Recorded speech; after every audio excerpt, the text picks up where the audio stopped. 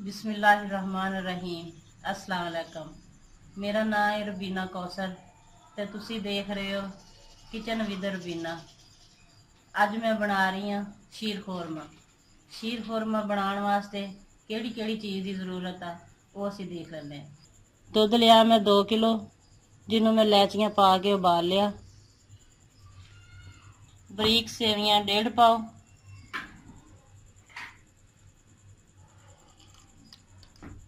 कुटे हुए बादाम अद्धी प्याली, पिस्ता कुटिया होया दरदरा किया होया अद्धी प्याली, खोपरा कुटिया होया अद्धी प्याली, चीनी हसबे जरूरत जिन्ना तुसी मिठा पसंद करते हो पा सकते हो, सौगी लई अद्धी प्याली, 3-4 दाने अंजीर दे, 7-8 खजूरा जिन्हों मैं गुठलियां कढ़ के कट लिया, ते थोड़ा जा देसी घ्यो। सब तो पहले देसी घ्यो पावांगे कढ़ाई च।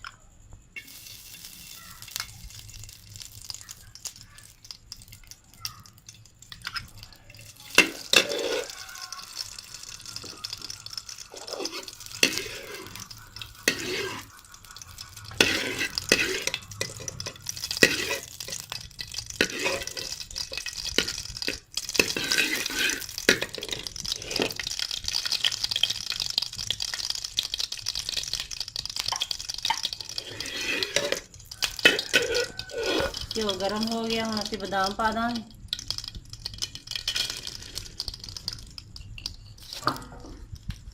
पिस्ता पा देंगे, खोपरा,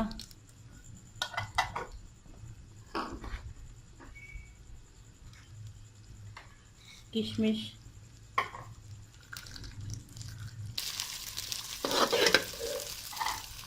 खजूरा ते सेवियां।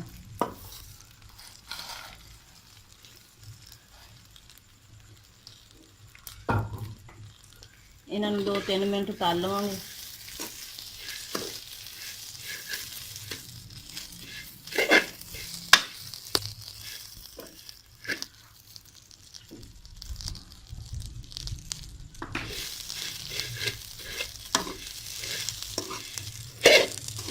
दो 3 मिनट तलन तो बाद फिर असी दुध पावांगे इहदे विच।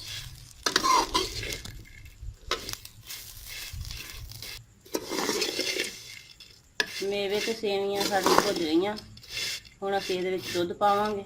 2-3 मिनट भुनिया, 2-3 मिनट तो ज़्यादा नहीं भुननियां, नहीं तो मेवे विच ते सेवियां जल जाणगियां।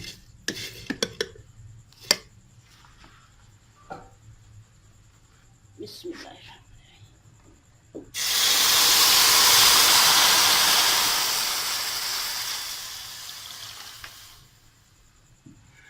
2 किलो दुध सेवियां च मैं पा दिता, जिन्हों पहले इलायचियां पा के उबाल लिया सीगा। सेवियां दुध नूं असीं इन्ना एक देर पकावांगे जद तक उबाल नहीं आ जाता। उबाल आ जाएगा फिर असीं इहदे विच चीनी पावांगे।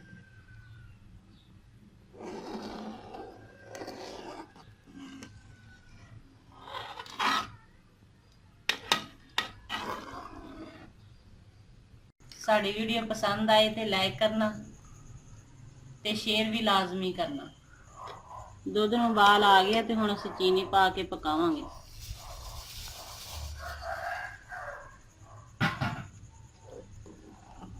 चीनी तुसी अपने जरूरत के मुताबिक पाना, मिठा तेज़ खाते हो या हल्का खाते हो। सेवियां साड़ियां तैयार है माशाल्लाह, बहुत अच्छी खुशबू आ रही है। हुण असीं इहनूं अलहदा बर्तन च पावांगे।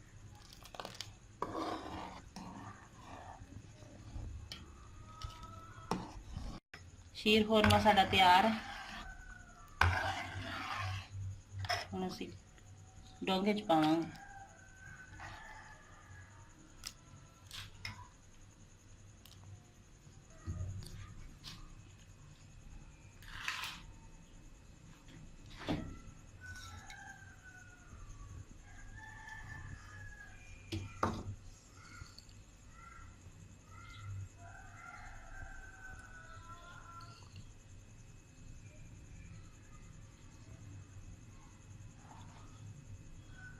ਅਸੀਂ ਅੰਜੀਰ ਦੇ ਨਾਲ ਸਜਾਵਾਂਗੇ।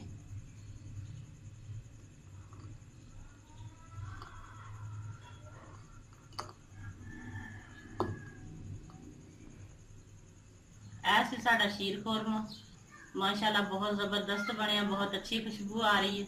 वीडियो अगर पसंद आई तो लाइक कर देना ते साडी वीडियो नूं अपने दोस्तां नाल अपनी फैमिली नाल ज़रूर शेयर करना।